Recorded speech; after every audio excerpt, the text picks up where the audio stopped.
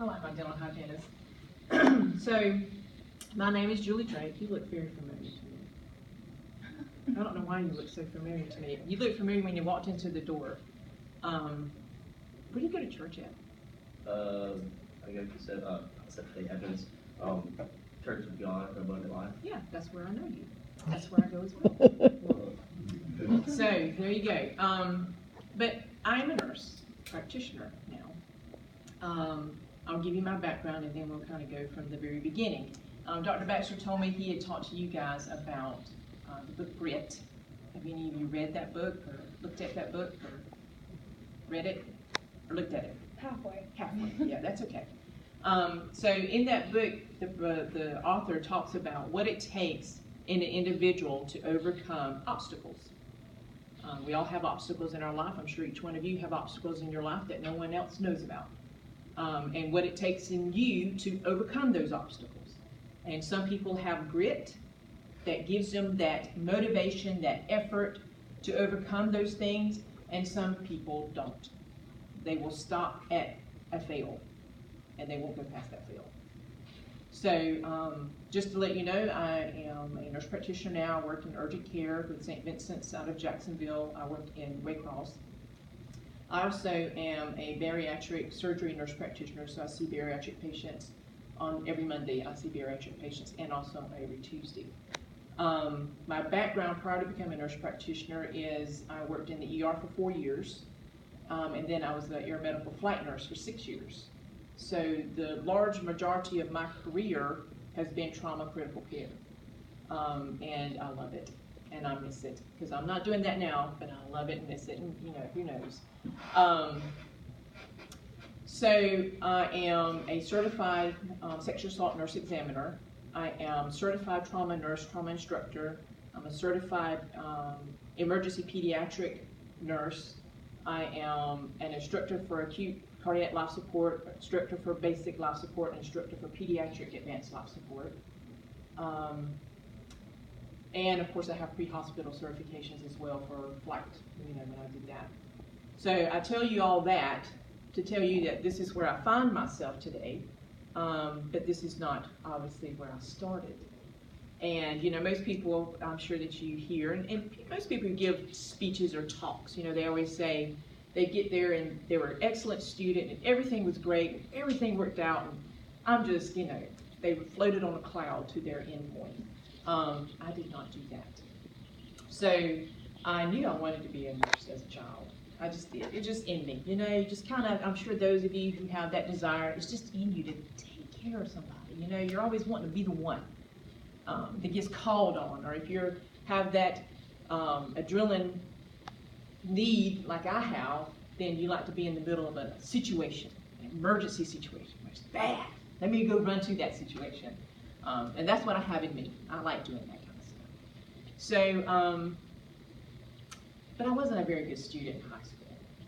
I was not. And, you know, I'm from a small town. My brother and sister, they're super smart people. And I'm the baby. And so every teacher that had them had me. Okay? So they paved the road in front of me of this smartness. Okay? This kind of, you know, reputation of the Drake kids are smart. And then here comes me. And, you know, I didn't care which way the river flowed as long as it didn't flow over me. That's just kind of my motto, okay? So when I was in high school, I didn't do so hot. And so I even had one of the teachers, I overheard her. You know, sometimes you have to be a little careful what you say because people can hear what you say sometimes. And I overheard her say, you know, Julie, she's just not as smart as the other two are. And that stuck with me because still to this day, I remember that statement. So it did something, obviously, to me. It made a point, because, you know, I don't remember every statement that's made every moment of my life, but I remember that one. And so, and then, you know, as growing up, of course, you have the family that has, well, you know, Tammy and Damon, they're really smart. Julie, she's got the common sense of the family. That was the other thing that was always said. Julie, she's got the common sense. She may not be as smart as the other two, but she's got the common sense. So I had this kind of image in my mind of, you know, I'm just not that smart, okay? So when I finally made my decision to go to school, to go to college, I didn't major in nursing. Because one, I didn't think I could do it. I didn't think I was smart enough. So I majored in sociology because I also had a passion for people, obviously, and that was one way I could meet that passion, was to help people, was through social work. So I started my years as a student, and then, well, I didn't make such good choices when I got here. You know, I actually came to VSU, that's how I met Jim and Judy, I was at church, and I failed out of school, completely flunked out, like, done. I mean, if I told you what my GPA was, you'd be like, okay. And so at that point, I was like, well, you know, I just knew it's inevitable. I knew this was going to happen. I'm just not that smart, so I'm done. So I go and I start working a regular job, right? And got a little older, got a little bit more attuned to life. And so I decided I'm going to try to go back and I'm going to finish up what I started. Because I'm not one, you know, when you start gaining that grit, because I've not always had grit. Not always had it. Obviously, I failed, right? And I gave up when I failed. But I gained grit. So grit doesn't just occur. I don't think it's just something that's innately in you. I think it's something that occurs through experiences, influences of people, and maybe some tragedy. So I decided to come back. So I came back, and they basically kind of laughed in my face. You know, you failed out. Do you realize what your GPA is? And so I said, I know, but you know, I'm gonna try this. So they gave me a kind of a trial run, so to speak, and I made it through. And I gradually, I was able to graduate, working a full-time job with my sociology degree. And then I went on from there. Probably about 3 years passed, and I just kept having that nurse, and I just wish I was nurse.